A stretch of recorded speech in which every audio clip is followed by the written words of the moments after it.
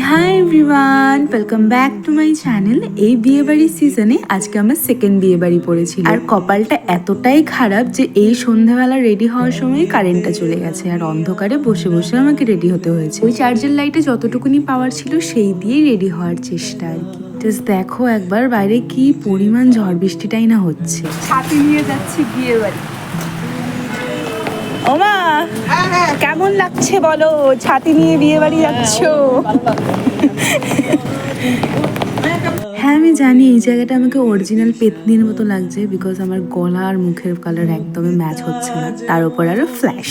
সে যাই হোক, কি আর করা যাবে, ছাতি নিয়ে তো বেরিয়েই পড়েছি। এবার যাচ্ছি বিয়ে বাড়ি, মানে যাই হোক বিয়ে বাড়িটা কোনো মতে মিস করা যাবে না। অ্যাকচুয়ালি তা না, ততক্ষণে 9:30 বেজে গেছিল, আর বৃষ্টি যে হবে সেটা কারোই জানা ছিল না। আর বিয়ে বাড়ি ছিল আমাদের বাড়ির একদমই কাছে, তাই আর কি বৃষ্টির মধ্যে যেতে হলো। কারণ কি এই বৃষ্টি কখন থামবে আর কখন যাব বিয়ে বাড়ি সেটা কেউ জানে না। যাই হোক, গুটি গুটি পায়ে এরই মধ্যে পৌঁছেও গেলাম। গিয়ে তো ফার্স্টে ব্রাইডের সাথে দেখা করলাম, মা গিয়ে গিফট টিফট দিল, আর এরপরেই বসে বসে একটু হাওয়া খাচ্ছিলাম। আর এই বৃষ্টির মধ্যে যে বিয়ে বাড়ির কি পরিস্থিতি হয়েছিল সেটা ক্যামেরা বন্দি করলে আমি তোমাদের সাথে শেয়ার করতে পারতাম, বাট আনফর্চুনেটলি আমি সেটা ভিডিওই করতে পারিনি। যাই হোক, এবার চলে গেছিলাম একটু স্টার্টার্স খেতে। স্টার্টার্সে ছিল ভেজ পকোড়া, তার সাথে ফুচকা। আজকে বহুদিন পর আমি ফুচকা খেলাম, তাও আবার বিয়ে বাড়িতে। আমি সচরাচর বিয়ে বাড়িতে ফুচকা খাওয়াটা একদমই পছন্দ করি না।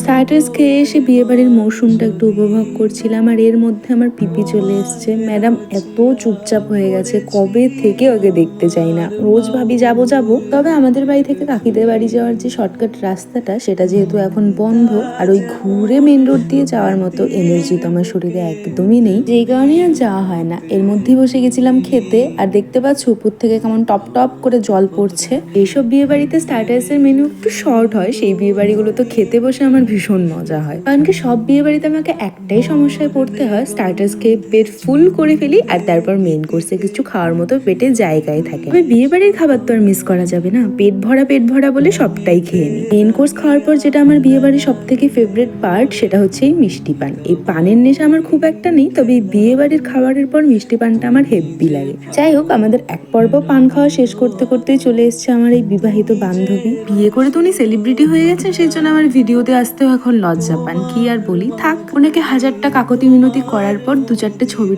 তুললাম, আর তারপর আরো একটা পান মুখে গুজে চলে এসেছিলাম বাড়ির পথে। আজকে ভিডিওটা এখানেই শেষ করি, টাটা।